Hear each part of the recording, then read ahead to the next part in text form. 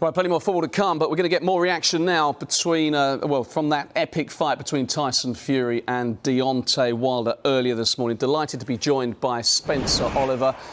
Spencer, good morning to you. All of us catching our breath. The previous two fights between these two have been full of drama, but did they save the best to last? 100%. You know, I said this in the build-up. You know, from the last fight, a fight that Tyson Fury dominated and eventually won in the 7th round, when we saw the trainer Mark Whelan throwing in the towel and Wilder being retired from the corner. There was no appetite for this fight going into that one. You know, no one really fancied it because of the complete domination of Tyson Fury in that. But both guys have been on a completely different journey in the last 18 or 19 months. And all of a sudden, people started thinking, wow, hold on a minute, I think Deontay Wilder actually can win this contest, because Fury's been on a real roller coaster. He's had a problem, problems with his baby. Thankfully, that's all okay now. Training out in Las Vegas was not going too well. So he come back, he teamed up with his dad, John, up in Morecambe, and he stripped it back. And look, what a performance he put in last night. I've got to say, I was unsure how this fight was going to go. I was one of those that was sort of a little bit sceptical on how Fury's training camp had gone.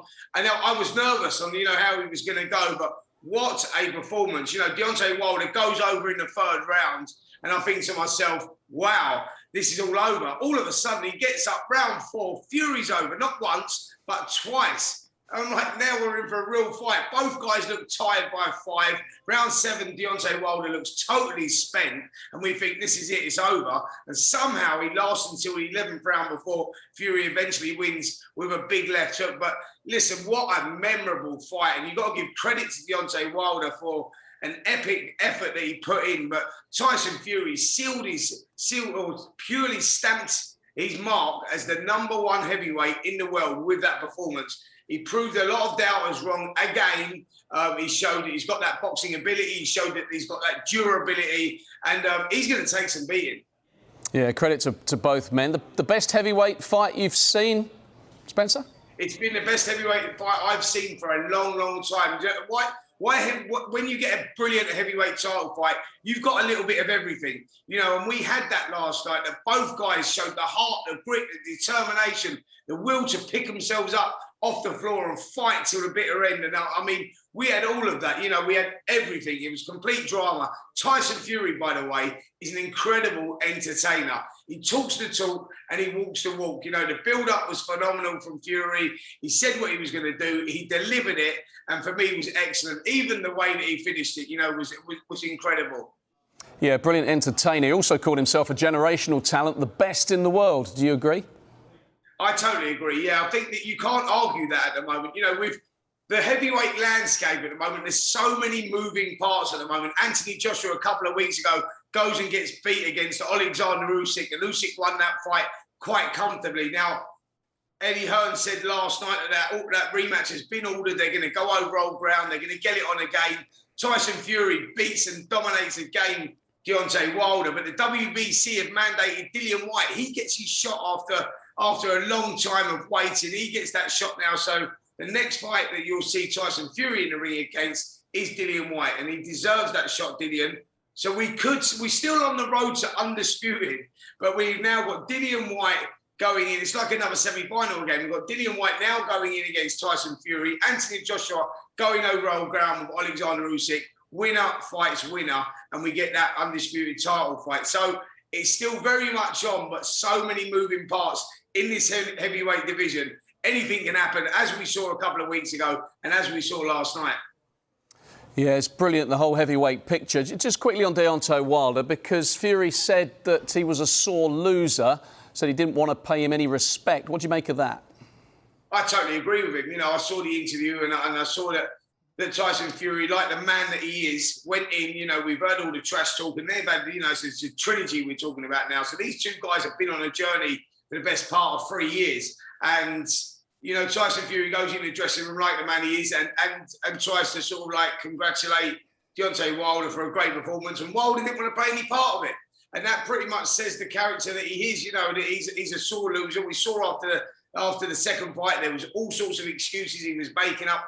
Every excuse in the world, apart from saying I was beat by the better man. And we saw that again last night. You know, he wouldn't accept Tyson Fury had beaten him again the way that he'd done it. It was a great performance, and you know, whatever happens after the fight, if Deontay Wilder doesn't want to accept it, that's down to him. But Britain's got the world heavyweight king. Yeah, the trilogy's been put to bed. I guess the question is what Fury does next. You mentioned Dillian Whyte, that's mandatory, so I guess that has to happen, although in boxing nothing's ever set in stone, Spencer, is it? Could AJ come back on his horizon if he beats Usyk? Listen, that's the fight that we all want to see. I think there's still a big appetite for that, but I think the WBC now, you know, and rightly so, have said, no, whatever happens, winner of Wilder Fury fights Dillian Whyte. There's no going into undisputed fights, etc., etc. And I think that both these fights have happened at the same time. So Joshua 2 weeks ago, he gets beat by Usyk. Like 2 weeks later, Fury beats Wilder. So they've both got to go. Joshua has to go over old ground against Alexander Usyk. So that fight will happen probably a similar sort of time to Dillian Whyte versus Tyson Fury. So we'll get winner versus winner, but I think we'll see Fury in with Wilder next, and Joshua in with Usyk, and that's the way it is at the moment. Like, exciting times for the heavyweight boxing scene, and when the heavyweight boxing scene's buzzing, you know, it has a ripple effect on all the other boxing as well. You know, we've seen some great fights over the last couple of months, and you know, leading up to Christmas, we really have got, you know, some special fights coming up. Yeah, we're all boxing fans here and we're all buzzing, but you mentioned the kind of rematch between Joshua and Usyk. Eddie Hearn confirmed yesterday that Joshua has triggered that clause. Do you think he can avenge that defeat? And what will both of those fighters have made of Fury's performance last night? Well, listen, this is plain and simple. There's no rocket science to this. And I think Anthony Joshua, I know Joshua personally, and I think he knows this as well. You know, he knows that he's got to go back and find that killer instinct that he once had, that rawness that he had that took him to the world heavyweight title. You know, I think that going out there and rolling the dice from Joshua and being explosive is what took him to the top. And he needs to find that again. You know, I think that also adds to his character, that vulnerability that he's got. That's what people sort of love, that he took the gamble, even though he can be vulnerable as well. And I think that he needs to strip it back. He needs to go back to the Anthony Joshua of old. You know, forget all the going out there and trying to outbox the boxer like he done last time against Usyk. And yeah, look, in the Andy Ruiz fight when he got knocked out, he come back and he proved that he could box and stick to a 12-round plan. But he went in with the wrong tactics last time against Usyk. He went in there to tried to outbox the best boxer in the world, and that didn't work.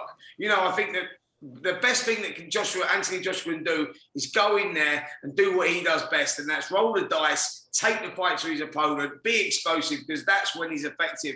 And I think that if he's going to beat Alexander Usyk, he needs to find that. He needs to get that old Anthony Joshua back, because going out there and trying to be smart and trying to box is not going to work, and Usyk's going to be a difficult man to beat.